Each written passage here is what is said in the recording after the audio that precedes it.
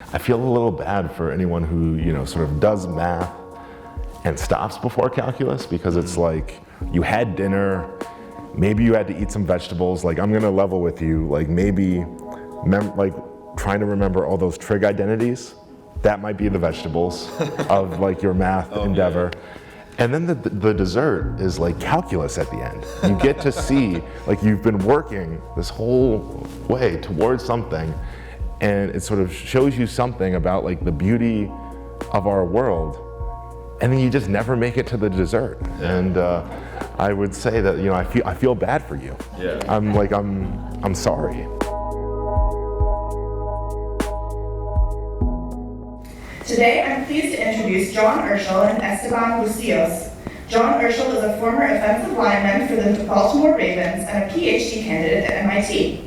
He holds a bachelor's and master's degree in mathematics from Penn State, and in 2013, he won the Sullivan Award given to the most outstanding amateur athlete in the United States, and the Campbell Trophy, awarded to the country's top scholar athlete in college football. He is also, of course, the author of Mind and Matter, A Life in Math and Football, which he will be discussing today. Esteban Bustillos is the associate producer for On Campus, WGBH's higher education desk, and moonlights on the WGBH sports desk. Born and raised in Texas, he interned at the San Antonio Express News, NPR's All Things Considered, and the Dallas Morning News before coming to Boston. We will also be joined for the Q&A following this talk by Louisa Thomas, John's co-author on Mind and Matter. Louisa Thomas is also the author of Louisa, The Extraordinary Life of Mrs. Adams. She is a contributor to the New Yorker's website and a former writer and editor for Greatland, where she covered football, tennis, the Olympics, and a variety of other sports. Now please join me in a warm welcome for John, Esteban, and Louisa. John, thank you again for taking the time to come out and talk about the book. First of all, congratulations. I know it's a tough thing to go through the whole process of writing a book. First question, is there anything that you don't do? You're talking about NFL, ex-NFL player, you're about to get a Ph.D. from MIT. Yes. Is there anything that you can't actually do? Yeah, there's a lot of things that I struggle with. Yeah. Like my co-author and my wife, she likes to remind me sometimes, like, I forget to put things in the trash. Like, this is something that she likes to remind me of, like, John Urschel, good at football, good at math, bad at taking out the trash. Yeah. And just, I guess, first thing I actually want to ask is, read the book. Mm-hmm. I really liked it. Finished it last night. Where did the idea from the book come from? Was this coming from you? Was this coming from your wife, Louisa? What were the early discussions of this is something I actually want to do? Yeah, it was a really interesting progression, because at the start, my wife was not involved at all, and in fact, what I really wanted to do was I wanted to write a math book. Yeah. I wanted to write a book that sort of shared my love of mathematics, introduced mathematics in a very nice light, and also shared my story and sort of my discovery of mathematics. And over time, it became obvious that the best person to help me with this was my partner, because she's the best writer I know. And Penguin bought the rights to this book, and they bought it, but they said, we're buying this, but we think we need to see a lot more of you in it, John. Yeah. That, the math and sort of your journey with mathematics will really resonate with readers if they know more about you. If it really comes truly from your story, and you would be sort of doing the book a disservice if you didn't talk about sort of your life as a whole throughout this time period. Right. Not just math. And so this is how we came to talk about math and football. Right, mind and matter. Mind and matter. And I'm very thankful that they took this stance, because they were absolutely right, because sort of the book as it is now it makes the mathematics much more accessible. Mm-hmm. It makes the mathematics a sort of a part of a connected whole, and I'm very thankful for the people at Penguin for sort of knowing what's best. Yeah. And you touch on this in the book, but really your first sort of experience with mathematics, even when you didn't know it, was coming through just working on puzzles, working on games with your mom, right? Yeah, I mean, when I was little, my mom would, she'd buy me like little workbooks, little puzzle books, and I'd eat them up. And this was, this is what I did for fun when I was little. So not video games, not that, it's just, you were doing puzzles. I mean, let's not go crazy now. I also played video games, I was a young boy, but I enjoyed video games, but I really enjoyed like doing puzzles and doing like math workbooks and, like for instance, every like Friday night, we would have game night in my house. So we would play like board games, we'd play like Monopoly and other sort of games. And my mom would always choose the games and make sure that like whatever game we were playing, sure there could be a little bit of luck involved, but not too much luck. She wanted there to be some real strategy required so that when I lost and I got upset, as I still do when I lose, that she knew I would really think about what decisions did I make? How could I have like played better? Right. And she knew that was a way to sort of get my sort of quantitative brain going. Yeah, and I guess that quantitative brain, it showed itself fairly early, right? You crashed a college calculus course as a 13-year-old, right? Did anyone actually ever catch on that you weren't supposed to be in there? No, I was a big 13-year-old. I mean, I have to say I'm a big 27-year-old still. So. But then, so you never got caught. But did you realize that this is weird? This isn't something that maybe you're supposed to be doing at that age. Did you ever catch on like actually this is maybe the point where I realized that I'm really good at this? No, that definitely wasn't the point. I think I enjoyed math. I thought it was really fun. Yeah. I really enjoyed sort of like learning calculus, and I think, people hear that and they think, wow, but no, it's true. But like I have to say that I don't think calculus is like inherently that much tougher than sort of any other area of math. It just builds on maybe more areas of math than others, and a lot of people never get to calculus. Right. And so they sort of think of calculus as like, oh, this is the pinnacle of mathematics. It must be so difficult, it must be so hard. In many ways, calculus is actually one of the simplest areas of mathematics because everything is very intuitive. Everything's very natural. Every sort of idea you sort of see in calculus is sort of a representation of things you see in our world, whether it be sort of things accelerating, things decelerating, gravity. Calculus is sort of very interconnected to our world, and so I have to admit, I feel a little bad for anyone who sort of does math and stops before calculus because it's like you had dinner, maybe you had to eat some vegetables. Like I'm gonna level with you, like maybe trying to remember all those trig identities. That might be the vegetables of like your math endeavor. Yeah. And then the dessert is like calculus at the end. You get to see, like you've been working this whole way towards something, and it sort of shows you something about like the beauty of our world, and then you just never make it to the dessert. Yeah. And I would say that I feel bad for you. Yeah. I'm sorry. I'm a journalist, so I definitely never got to that dessert. I'm sorry. But the football part, it really sort of manifested later, right? You didn't play football until you were a freshman in high school. When did it sink in? You wrote that you were a pretty big kid coming into as a freshman, but you didn't know anything about the technique. You had never played the game before. Yeah. How long did it take for you to feel comfortable and then to realize, I'm pretty good at this too? Not long. I mean, even like, the first day of practice, I was sort of, how do I put my pads on? What goes where? But and I think I played football in high school too. Everybody remembers that. Yeah, it's a terrifying feeling. No, it's not fun because you look around and everyone knows what they're doing. Yeah. And you're the one person like trying to get ready for practices in like you 3 can't look minutes. dumb. You can't look dumb. Yeah. Everyone's putting their pads on very quickly. They know this pad goes here, that pad goes there. You snap this like that, and I definitely put on my pads wrong the first day. But I got out there. I had no clue what I was doing. My technique was awful, but I was big, I was strong, I was fast, and I liked hitting people. Yeah. And they said, you know what? we like this kid, let's bump him up to JV. Yeah. And obviously that took you to a lot of places. It helped you get into Penn State. Obviously your math, your aptitude in math and academics did as well. I think we can say that football got me. I feel comfortable saying that. And actually, a lot happened during your time at Penn State, and one of the most interesting things, I think, that probably my favorite line from the whole book actually was you wrote about your last game against Wisconsin as a senior. Sorry, spoiler alert, but you wrote that, talking about football, that it was a brutal, violent, pointless, painful game, and I loved it. And I read, I was like, oh, this is actually maybe the most honest and just straightforward ways anybody's ever explained football.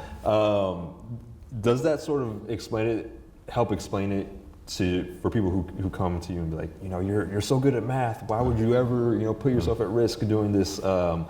Is it just that inherent passion that you get from being out there on the field? Yeah, absolutely. And I have to say, like, when people ask me what my favorite football game is ever, it is that game at Wisconsin, because to sort of give people details, this was our last game of the year. We aren't making it to the Big Ten championship. We can't go to a bowl game for reasons that you will read about or know about. And Wisconsin at the time, they're sort of making a strong case for themselves that, first of all, they're about to play in the Big Ten championship, and they want to make a case for themselves that they should be in the Rose Bowl. And so they're looking past us. They're sort of saying that, no, we should be in the Rose Bowl. Like, they're really sort of vying for a certain position. And we go into the game and we're 25-point underdogs. This is what the line was set at. And Vegas was quite surprised when we absolutely dominated them. By the fourth quarter, I mean, we're just crushing them. Their fans are just distraught. The stadium is silent. You know how, like, when the fourth quarter, any of you go to football, who have gone to a football game, the fourth quarter starts, they start playing music, the fans start getting riled up. They were playing music and the whole stadium was silent. And our sideline is the only area on the whole field that's just going crazy. Yeah. And it was a great last game as a college football player. Yeah. And I mean, college is tough enough. But not only are you a football player, the entire program is under a microscope after what happened with the Jerry Sandusky scandal, and you're going through very rigorous academic pursuits. How do you just handle all of that happening to you at the same time? Yeah, one of the things that, what I think is actually one of my best qualities. And I don't say this lightly, and I've been told this by other people, is recognizing what I control, recognizing what I don't, and only focusing on what I'm in control of and what I can do something about. If I can't do something about something, I'm not worried about it. And so it was a really stressful time for all of us as Penn State football players, and there was a lot of attention on us. We were sort of under a microscope, but I very much just, I only worried about, the things I could control, and I worried about playing football. I worried about, learning math, doing research, studying, and these are things I love to do. And so this is what I did all day, every day. Yeah, and you talked about sort of the math helped you, you got so focused on whatever task that you're doing, that sort of helped you take your mind off of everything else. So in that way, did math really help you get through that time when there was so much stress, and then when I guess you had the added stress of, I may make it to the NFL? Yeah, no, I think math has always been a great sort of stress reliever for me. Which is funny. No, it's true. You go home and you can sort of, especially in college or even in the pros, you have a long day and you just sit on the couch. Maybe I have a drink and I just pick up a math book and I just read. It's just nice and relaxing. Yeah. After Penn State, yes, you make it to the NFL. You get drafted. I forget which round. Fifth round. Fifth round. Yeah. Late draft pick. Yes. And late draft picks are not guaranteed. No draft pick is guaranteed anything, especially in a league like the NFL. But in the fifth round, I think like 90%, 87, I'll say 87% probably make it on the roster. Right. Yeah, I would guess. Right. But don't quote me on that. It's all good. No, it's all good. Yeah. And you talked about, you played that first game in Tampa Bay, and one of the things that was most shocking to me was how you had said after the game, or rather the first game you started in, your body had never felt that sort of exhaustion. Was that, people talk about like this is your welcome to NFL moment? Was that moment for you? I think people talk about like everyone has a welcome to the NFL moment. I think everyone, or maybe it's just me, you have lots of like welcome to the NFL moments, and they just like come one after another, and that was just like one moment in a sequence of like many moments. Like, wow, this is real. Like I started my first game sort of at Tampa Bay. It was like 100 degrees out. It was quite hot, and I'm from Buffalo, so I'm not. I like playing games in the snow. I don't like playing games in 100 degrees, and I play well, but the next day I wake up and I've never been so sore or beat up in my life. Like the way your body feels after an NFL game, like compared to how I felt like after a college game, it's completely different. Yeah. Like after a college game, I wake up like, I thought I was sore, but having started NFL games, like I really didn't realize that, how big of a difference it is. Which is surprising to me because I would think like, you're going up against Big Ten linemen, linebackers. Like that has to be, it's not easy. Like most of the population can't do that. It's not easy, but like the NFL, you're going against like grown men. Yeah. Like week after week, and it's fast and it's real. Yeah. Who was the best player that you ever went up against one-on-one? Ndamukong Suh. Yeah. Yeah, he is the single best athlete I've ever seen in my life. Yeah. Yeah. Fast, big, strong. Fast, big, strong, fast. What team? At that time, he was playing for Miami. Yeah. He played for a long time for Detroit. Yeah. But when I faced him, he's at Miami. And at the same time, you're also getting into MIT while also in the NFL. Yes. How do you balance both? Yeah, it was, I have to admit, I felt very good about my college experience, sort of balancing being a student with sort of playing football. But I have to say, when I was playing in the NFL while trying to sort of do studies at MIT, I've never been so busy in my life. Yeah. And I do admit, it was a little too much. Because, in college, being a student, this is like almost a full-time job. Being a college football player, this is almost a full-time job. But these two things, these are actually full-time jobs. Yeah. So you're at the top of your field. You can both. strike out the almost, and I think, it got to be, it was a tad bit too much in hindsight. So if you had to break it down, just like how many hours are you putting in each week when we're having to do both at the same time? This is all I did.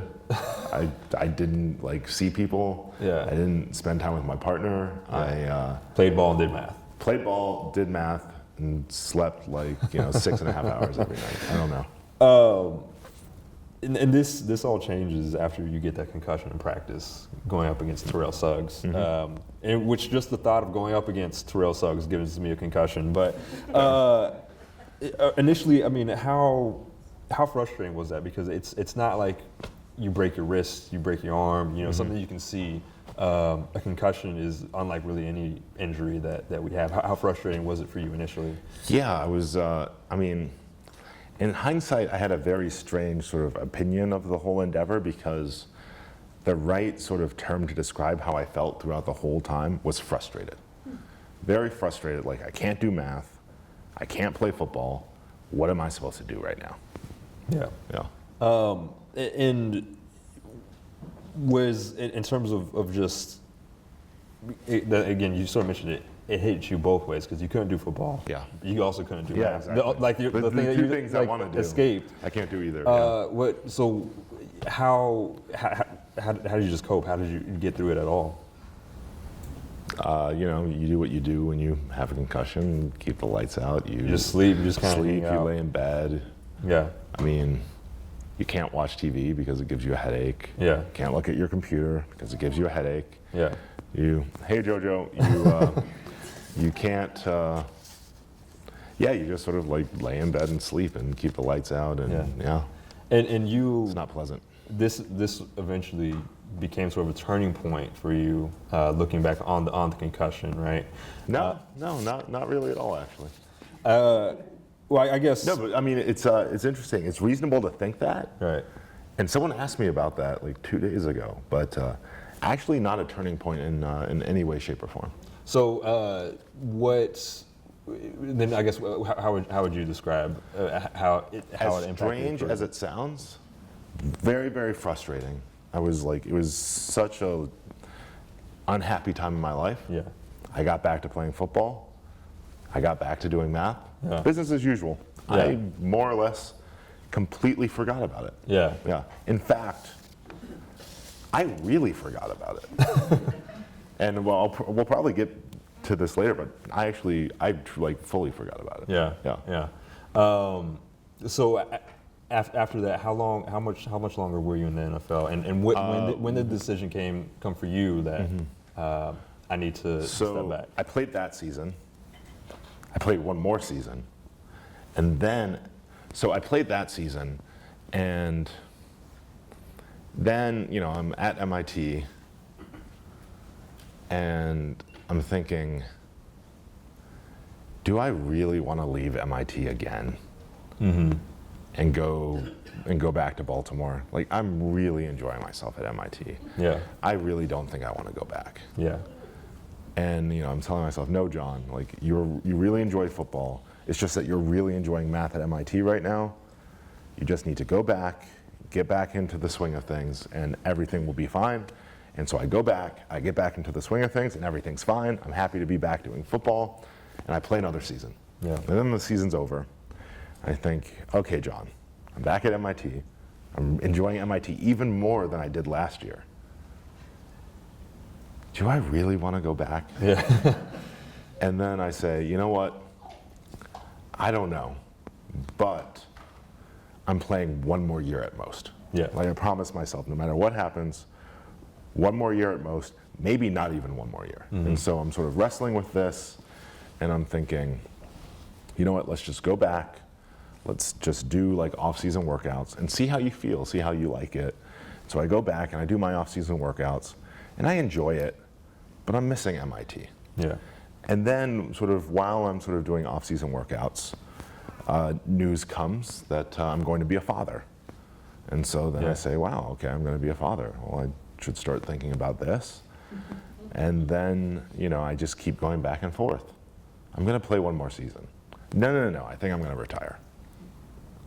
But I'm going to play one more season. But no, I've decided I'm 100% going to retire, but I'm going to play one more season. Yeah. And then finally, like, you know, I was going back and forth, like, down to the wire, and then eventually, you know, I talked to my family, I talked to my friends. Eventually, I decided, no, I'm going to retire. Yeah. Yeah. And this really sort of was born out of really not wanting to leave MIT, sort of being very excited about my math career and focusing on it. Yeah. Being very excited about the birth of my daughter, which really changed my mindset in terms of how I viewed sort of my longevity. Like wanting to sort of be able to be 50, 60, 70 and walk around and be able to pick my daughter, like I can pick my daughter up and sort of fly her around. She quite likes that. Yeah. And, you know, just be sort of healthy. Like have to say, I loved my 3 years in the NFL, and I'm very happy that I retired exactly when I did. I had great experiences, but I'm extremely healthy. Yeah. Like, okay, maybe not healthy by like normal people standards, but by like former NFL player Right. standards.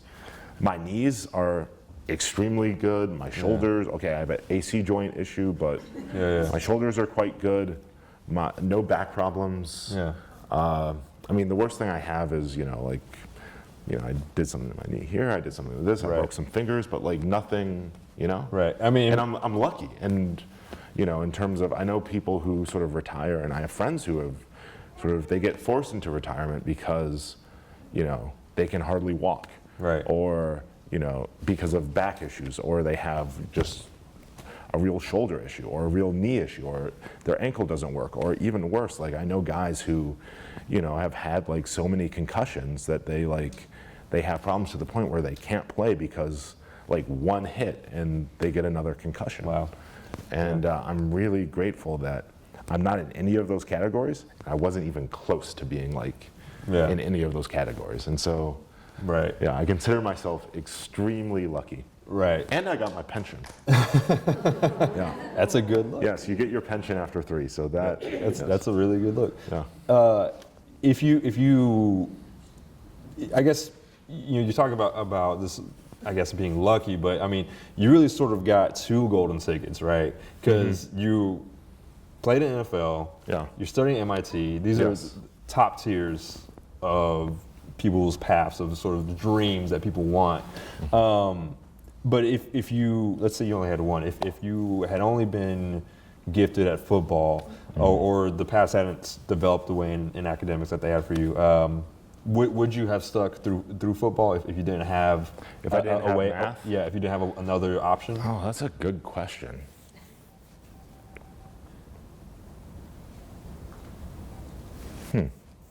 Yeah, probably. Yeah. Probably. Yeah. Yeah, probably. I think. I stopped the guy from MIT. This is great. No, I think probably. Yeah, probably I'd still be playing. Yeah. Yeah, definitely. If it wasn't for math, I'd still be playing. Yeah. Yeah. I'm pretty certain. Yeah, you still have, I guess you still have to go through all those sort of questions that you asked at the time, right? But if you sort of remove the math from that, it's not that hard of a decision. Yeah. Yeah. No. Yeah. It's yeah. I want to get a couple bigger picture questions before we take it to the audience. You wrote in the New York Times, and you mentioned this in the book that that you think that teachers, math teachers, should be more like football coaches, especially because by your own admission, you weren't necessarily the most gifted football player. You had people sort of pushing you to be like that. How important is fostering talent and pushing that on the academic side? Yeah, I think first of all, every outlet sort of enjoys like putting a strong title in something, and so I'm not saying like math teachers should be walking around with whistles and yelling at their students. I'm not sure they should like be fully like football coaches. Like let's not go crazy here. But more or less, what I was trying to say is that, okay, in my experiences, and this seems to sort of be experiences that I've shared with many people, and they've sort of expressed similar experiences, that when all of us were growing up as young people,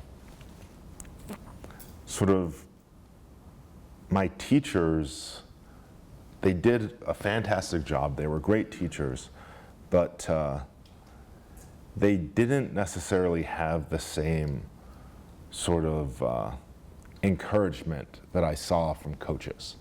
And what do I mean by that? Well, my football coaches, and just about everyone's football coaches that that I know, they would tell their best athletes to dream big, to dream extremely big.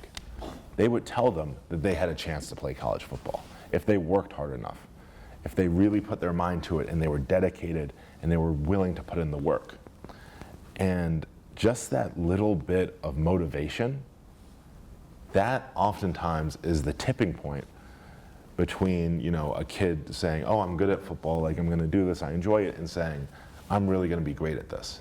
And in fact, like if it wasn't for my coaches, I wouldn't have gone to Penn State. I wasn't even interested in sending my film to places like this because I didn't really think I was good enough. I was going to play like Division I AA football, and yeah, I just didn't even think that this was an option for me. I didn't even think that, you know, I was good enough. But my coaches, you know, told me that they said, no, John, you can do this. You can be this. You have to put yourself out there, and we're going to do that. They told me, like, John, you can play big-time college football. John, if you work hard enough, if you really work hard and you really dedicate yourself, you could play in the NFL. It's going to take some luck. You're going to have to hope you stay healthy and, you know, things like this, but you have a chance. And I would say that I would encourage teachers to make sure that they don't forget to encourage their best students, to say, hey, you're really good at math, you're really good at physics. You could be a top mathematician. You could be a top physicist. You could go study at MIT and solve, you know, one of the world's biggest, you know, open math problems or open physics problems.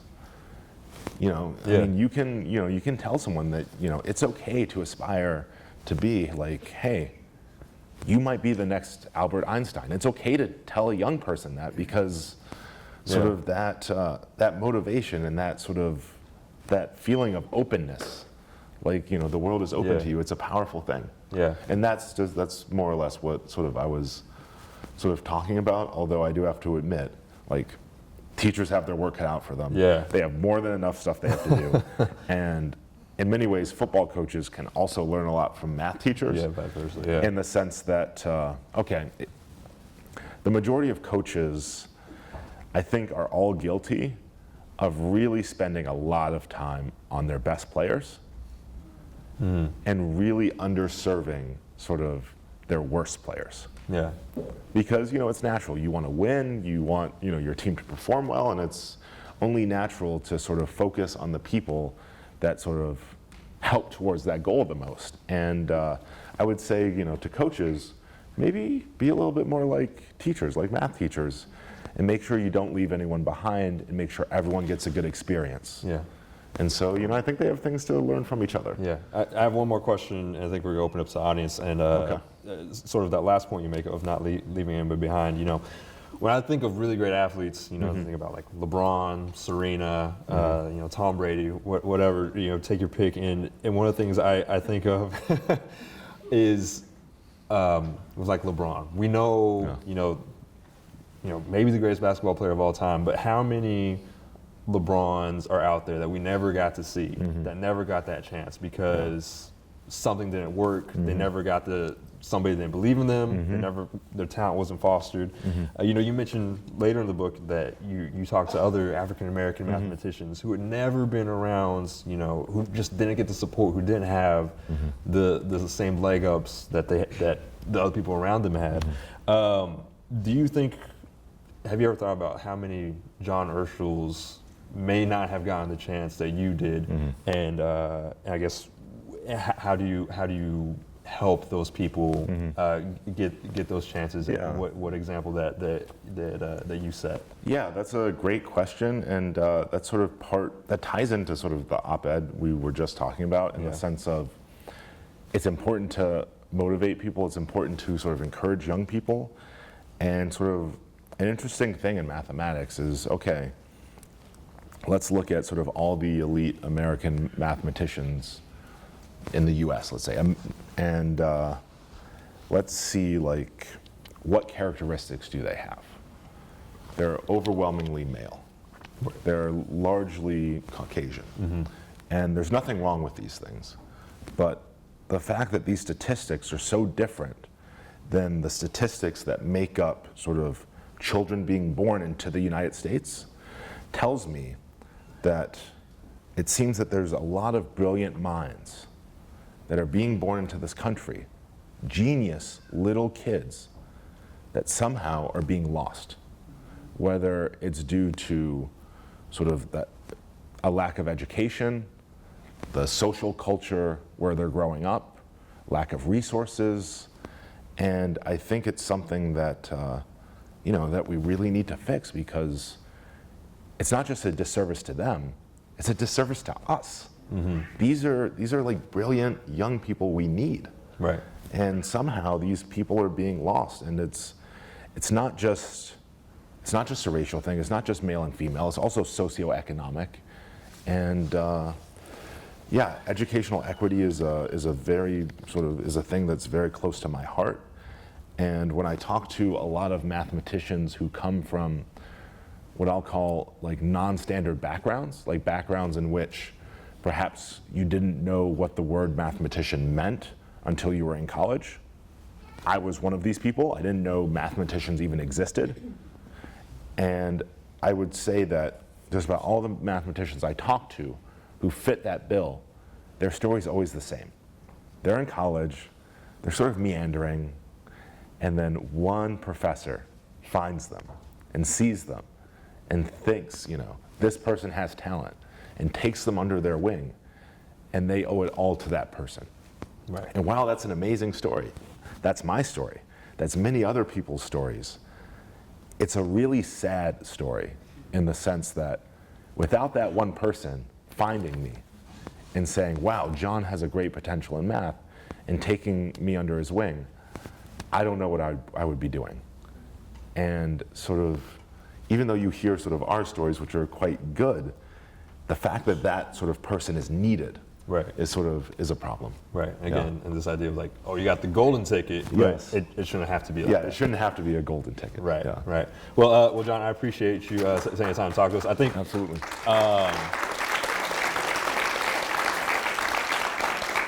I think we wanted to open it up for questions for John and Louisa. Is that correct? Yep. Math is such a wonderful tool for decision making. Yes. You struggled with that decision about retiring. Yes. Did the math creep into the analysis and the decision making? That's a Question. okay. Shooting both at you. Okay. How did you handle your friends when you saw them on Saturday or Monday when they were asking you about Friday game night with the family? Math really helps me it does help you make good decisions. It also helps you sort of understand things that people tell you, and it helps you determine whether or not you believe things people tell you. A great book about, I think it's bad form to talk about someone else's book when you're doing your book event, but a great book that sort of deals with this is Jordan Ellenberg's How Not to Be Wrong. That sort of deals with the power and the usefulness of mathematical thinking to function in this world. And in that instance in particular, I would say I do try to think quantitatively. I do try to use sort of sound reasoning and some sound logic, but I don't sort of go too crazy with this. I don't try to figure out what my utility function is. I don't try to calculate and estimate specific probabilities, but I think quantitatively, and I think that helps me sort of make good decisions using sort of a sort of heuristic analysis that's sort of well-founded in sort of quantitative reasoning. And the second question was? Oh yeah, my Friday game night. Yeah, I'm sorry to say, How much grief did you take from your friends? yeah, so this is, I'm sorry because that's such a kind, lighthearted question. I know you guys, perhaps you think oh, maybe we're all best friends. When I was little, I didn't really have any friends. And you'll read this in the book, when I was in elementary school, I really was just I kept to myself. I was a little overweight, I was shy, and I was sort of just stuck to myself, so I didn't actually have any friends. But something you will read in the book is that, okay, I have to admit I'm a little ashamed of this. It's time to start middle school, and I decide to myself, John, you will have friends. You will hang out with the cool kids.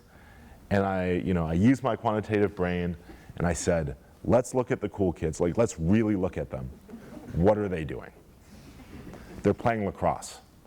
Guess who's now a lacrosse player? They're doing street hockey. Guess who's the best goalie on the street? And so this is what I did. I sort of looked at what the cool kids were doing. I did it. And all of a sudden, I had friends. I hung out with kids. We went to lacrosse practice. We went to lacrosse events, and it was great. I don't recommend this for sort of kids at large. So kids don't do as I do. But for me, conformity really helped me in a time where I was sort of like, I was struggling a little bit. This is little John Urschel. So it's kind of based on the same thing we were just talking about, but you bridged two worlds that people often think of as like opposite to one another, academics and sports, and especially as you went for both at higher and higher levels, I would imagine there to sort of conform into one or the other, and I think especially kids kind of feel those pressures early on as well. So how did you bridge those two in terms of your peers? And do you have any advice for young people who are trying to pursue their interests, but maybe getting pushback from their friends? Yeah. The biggest thing I would say, and sort of another sort of, I think my partner would agree, my best and worst quality simultaneously is I am extremely stubborn. Extremely stubborn. And so someone's going to tell me that like I shouldn't be spending as much time doing math because I'm a football player. Like, first of all, I would love to see someone like try to tell me this. And so it was sort of this sort of mindset I had where these are the two things I love to do. These are the two things I want to be great at. And when people were trying to sort of tell me otherwise, I was not listening to these people. I was ignoring these people. I was sort of actively, or sort of believing in my heart of hearts, like, you are wrong, sir. Like, for instance, my high school principal at the time sort of told me, like, pretty much told me, like, this idea of me being, like, a very good football player is pretty much ridiculous. Like, he was sort of like, you're making a big mistake going to Penn State. You should just go, like, elsewhere, focus on school. Like, you're like, you know, you're like some tackle from Western New York. Like, you know, this is like the big leagues. Like, you're making like a big mistake. You should just like focus on school. And yeah, I think I'm actually feel pretty confident saying that was like the biggest pushback I ever got. Largely sort of at high levels in both, I received very, very little pushback.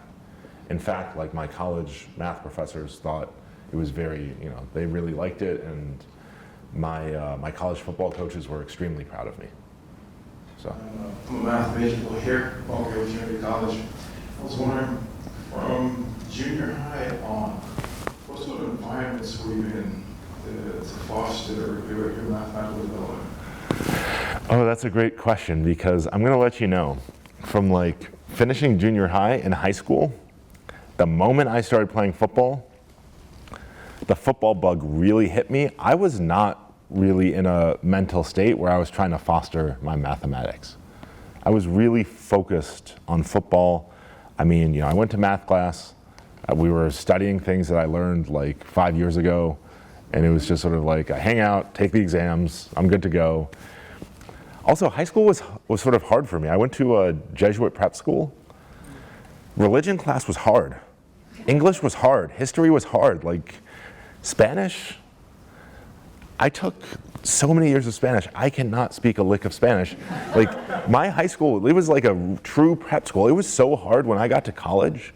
My first college courses felt so much easier than my senior year of high school. And so I'd say my other classes took up a lot of time.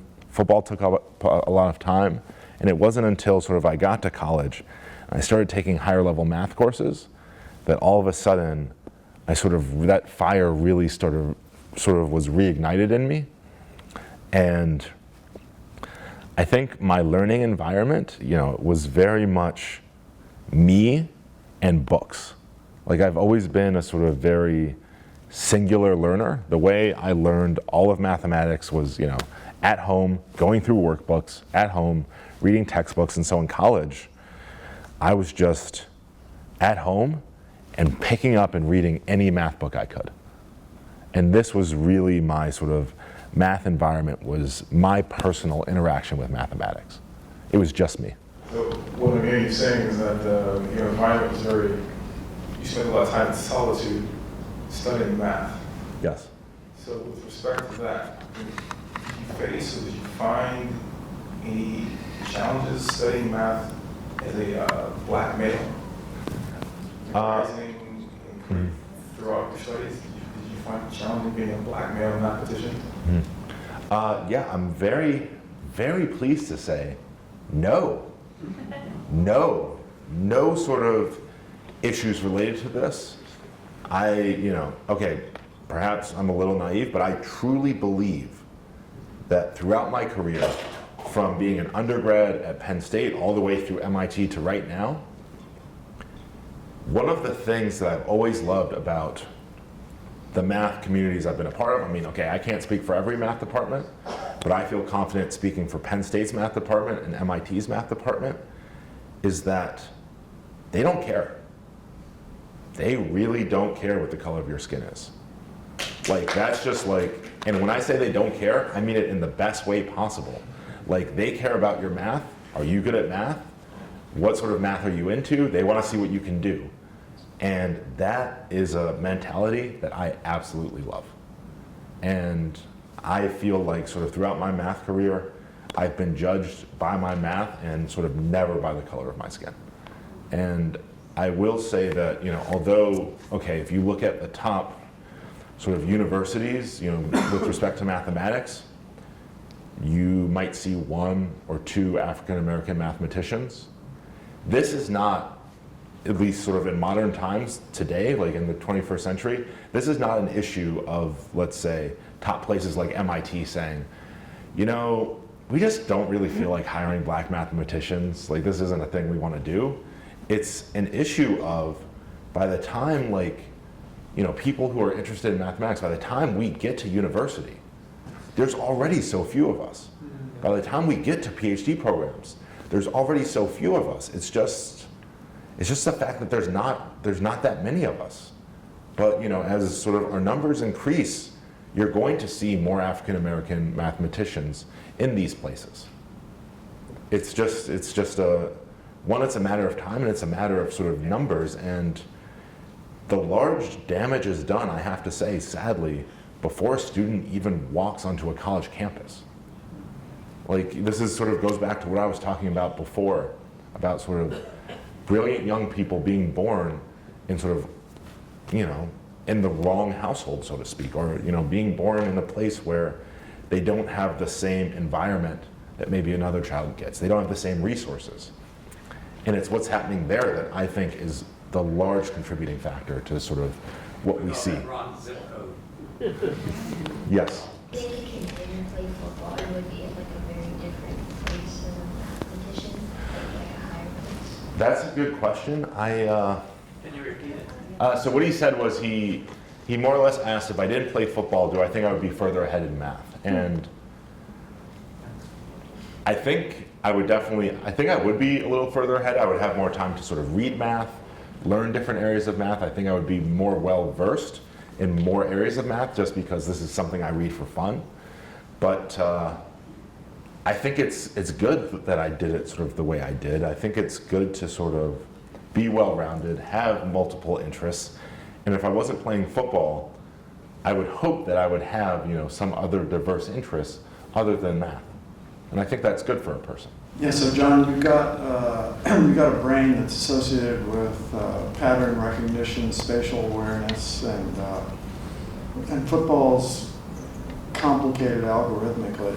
And I've always suspected that NFL players in particular, but probably every level of the game, football players probably have above average IQs, but you'd know. So that's the question. Did you think your teammates, on average, were above average? And then the second question is, when did you know you were in love with Louisa? Okay. First question. What was the first question? How smart are football? Yes. So I have to say, this is going to sound so strange. And I've talked to sort of some of my friends. I think a lot of people in this country don't know what average intelligence is. Like, this is actually like a serious question. If I ask one of you to think what you think the average intelligence of an American is, and like pinpoint a person you know and say, that one. It's not an easy thing to do, but I will say that I think football players are a lot smarter than people give them credit for. I think that oftentimes sort of the things you see in the news sort of don't focus on sort of the smart guys you meet in locker rooms, and I would say there's a lot more sort of smart people in sort of, you know, high-level elite sports, not just football, than you would think. The second question, okay, we will, yeah. Okay, by request, the second question we might put on hold. This is so my personal. question is kind of related to a number of other ones that were asked, but I think it's probably on the flip side. You've excelled really in not only two different domains, but really two very, what we think of as antithetical cultures, you know, a jock culture and a nerd culture. Mm-hmm. And there's a strong streak, I think a lot of us think, of anti-intellectualism, you know, amongst jocks, but also, let's say, in African-American communities in middle school and high school and so forth. So I was just curious if you know, how much of that you might have encountered as you got into sports where clearly, you know, African Americans are overrepresented by excellence and everywhere else. Mm-hmm. And the flip question is sort of, you know, did you ever encounter a defensive lineman who said, you know, after I'm done with you, you're not going to be able to do derivatives anymore? I think the concept of the sort of anti-intellectualism in sort of in sports is really overplayed. For instance, I would say that, okay, I can't speak for sort of all places and all levels, but I think at high levels, you encounter people who, first of all, they're very, very good at something, which already sort of predisposes them to sort of being quite intelligent in some way, I think. I think being very, very good at something makes you much more likely to be very good at other things because you have sort of these key characteristics that sort of make you good at things. Being hardworking, sort of having passion about things, being resilient, sort of having a drive and determination to do something. And I would say that although football definitely has its own culture, it is far from sort of an anti-intellectual culture, but one that is curious about things, where sort of we discuss interesting questions and interesting problems. We discuss things that are going on in the news. We'll discuss politics sometimes. We'll be curious about stuff. So many of my sort of former teammates have asked me about my math, asked me about the things I'm doing. I mean, so many of my teammates sort of love doing things that, you know, people would consider intellectual. Like, for instance, like in the NFL, chess was quite popular. Like, this is something that, like, a lot of people want to play me in chess. I've played with lots of my teammates. A lot of my teammates are sort of into things that are considered by sort of society to be somewhat quantitative. But I think there's a stereotype, and this gets perpetuated through what you see in TV, through what you see in the movies, through sort of just what we as a society as a whole have sort of decided that this sort of identity is. And I would tell you at the highest levels, it's certainly not that. So, yes. When does the movie come out? Good question. Good question. How much you want to buy the rights? Yeah, exactly. We're taking bids. So. Yeah, sure. One more. You're running the event. Hi, how are you? I'm a middle and high school educator of Yes. mathematics and saw you open NCTM a couple of years ago. Oh, awesome. I am wondering about when you talk about being African American and a minority in the field as a white woman who is committed to urban education. Mm-hmm. Any thoughts on how those of us who are not representative of our students can best connect with our kiddos? And we know that our kids, studies say that kids connect best with people who look like them, Yes. but there aren't enough Mm-hmm. people who look like them in classrooms. So how can those of us who don't but are trying hard how can we help? That's a great question, and actually that sort of, you've sort of led me to something I should have talked about before when you asked your question, which is sort of, I've talked about my experience as an African-American mathematician. I should say that I've talked to many other African-American mathematicians, and the one experience that they sort of have almost uniformly that I didn't really experience for whatever reason was the idea that they felt like they were already behind the 8 ball when they got to university. When they were taking sort of classes, they would see that all of their classmates were ahead of them often and were better prepared than them. And that was a very discouraging thing for them. And in addition, seeing a lack of African Americans in the field, in their classes, and sort of as professors was also an extremely discouraging thing for them. And for me, this was not a discouraging thing, largely because, again, I wasn't looking to professors or my classmates to teach me math. It was me and math. So there was no one else involved in sort of, when I think about my math education, it was a very personal education. And so it didn't really have to do with a lot of professors. It didn't have to do with my classmates. It had to do with me and math books and maybe 1 or 2 select mentors along the way, where what my mentors would do would be tell me to read this, send me 20 problems. I email them back sort of my answers to all these problems. They say good, and then they send me 20 more. And so it was a very Russian style of mathematics sort of training. Not everyone the system doesn't work for everyone. Other people sort of have had sort of different ways of sort of interacting with mathematics and learning. For instance, someone in the audience, Eric Demain, he's quite famous, a professor in computer science at MIT. He had a very different sort of experience learning mathematics growing up. And so there's different ways to do it, ways to sort of help your students. One of the biggest things that I think takes sort of so little but can really make a huge difference is showing your students that there are people that look like them in these fields. And it's as simple as just putting some posters up in your office. One great resource is this place, blackandmathematicallygifted.com, which is a place where during Black History Month, they profiled a different African American mathematician every day. They have posters of African American mathematicians. And if you just request one, they will send them to you. I mean, you're an educator, they'll just send it to you free of charge.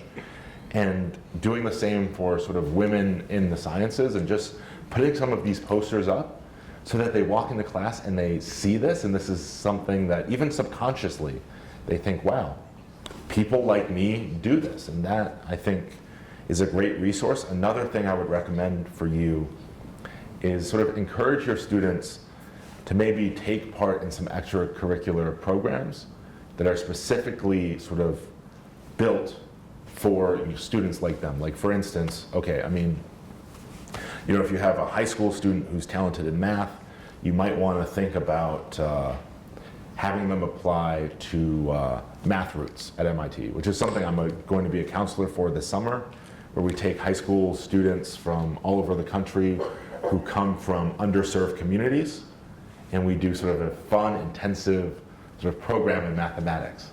It sort of shows them sort of how beautiful math is. There's great programs for, let's say, women in computer science. I was just hanging out with Carly Kloss last night, and she has this great program, Code with Klossy, that if you sort of have young women who are interested in sort of perhaps being computer scientists, sort of direct them towards that. So I think just knowing the resources and just putting things up like that in your classroom, you're already making a huge difference. I just wish, and maybe I should do, or someone should do this, I should just make, or someone should just make a long list of these are great resources for posters that every math teacher should think about putting up in their room. These are a great list of extracurricular programs that you might want to think about telling your students about. And I don't think there's sort of like a resource like that, so there probably should be. Yeah. That's a good idea you had. Thank you all so much for coming. John is going to be signing books upstairs. Yeah. Thank you. Yeah, thank you for coming, and please stop by and say hello.